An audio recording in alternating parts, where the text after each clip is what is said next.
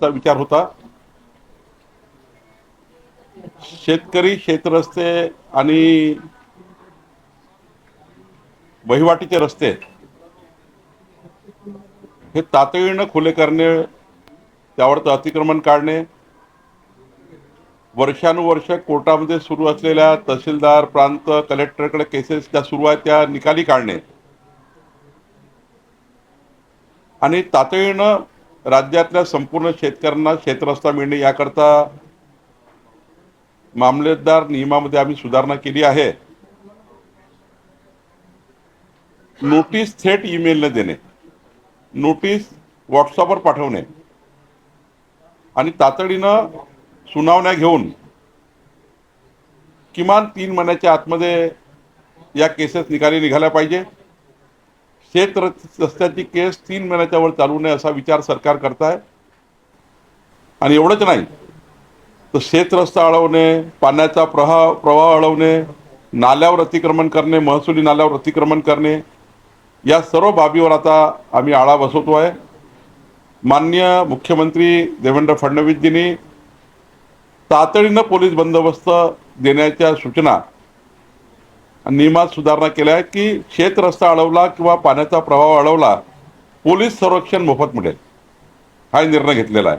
आणि त्यामुळे एक मोठा जो आमचा राज्यातल्या शेतकऱ्यांचा, शेतरस्त्यांचा, वहिवाटीच्या रस्त्यांचा जो मूळ प्रश्न आज राज्यामध्ये आहे तो आम्ही पुढच्या 5 वर्षामध्ये या राज्याला संपूर्ण शेतकऱ्याला शेतरस्ते मिळावे ही भावना यामागची आहे. राहुल गांधी यांच्या आंदोलनाला पंतप्रधान नरेंद्र मोदी यांच्या निवासस्थानाबाहेर त्यांनी जे आंदोलन केलं त्याला तुम्ही नौटंकी म्हटले होते. याबाबत अनिल देशमुख यांनी तुम्हाला पत्र लिहिलेलं आहे, काय म्हटले त्यांनी?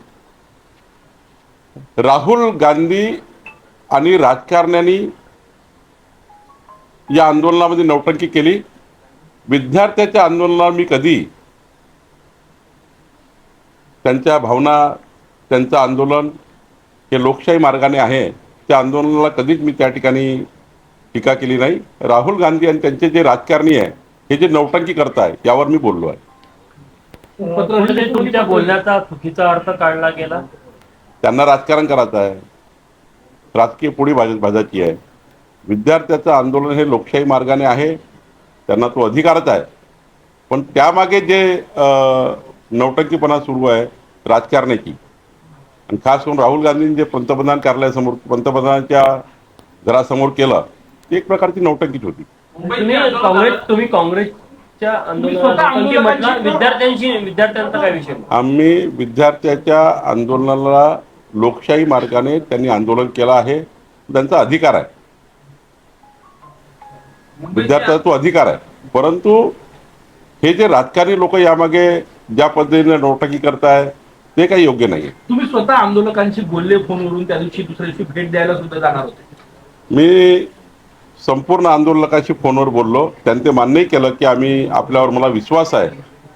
आंदोलकांनी मला सांगितलं की आपल्यावर विश्वास आहे, आपण हा पुढाकार घ्या. निश्चितपणे मी त्यांना आश्वस्त केलं की मी पुढाकार घेईल. आणि आमचं केंद्र सरकार, आता माननीय पंतप्रधान मोदीजी, आमचं सरकार विद्यार्थ्यांना पुन्हा मनस्ताप होणार नाही. या देशातला विद्यार्थी सर्वोपरी आहे, या देशातला युथ सर्वोपरी आहे. या देशाच्या युवकांची मानसिकता खच्चीकरण होऊ नये पेपरफुटीसारख्या प्रकरणामध्ये, ही बाब केंद्र सरकारने खूप त्या ठिकाणी सिरियस घेतली आहे.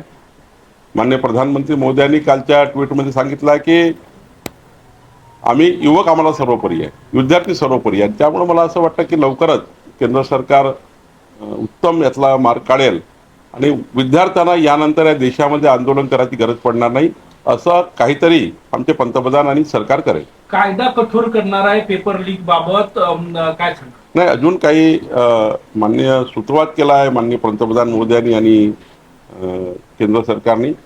पण मला असं वाटतं की यानंतर या देशामध्ये विद्यार्थ्यांना रस्त्यावर उतरण्याची पाळी येणार नाही, असं काहीतरी आमचे पंतप्रधान आणि आमचे सरकार करेल. मुंबईमध्ये काल आंदोलनकर्त्यांचा पोलिसांकडूनच विनयभंग झालेला आहे आणि या संदर्भात खूप रोष पाहायला मिळतात. संताप आहे. दिल्लीत तशा घटना घडल्या, त्या महाराष्ट्रात घडून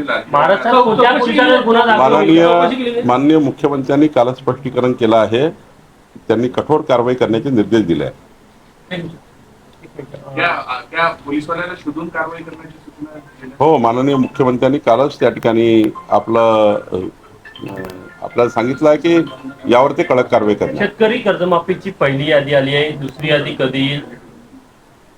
राज्यामध्ये 35 लक्ष शेतकऱ्यांना 36,000 कोटी रुपये माफ करण्याचा निर्णय सरकारने घेतला.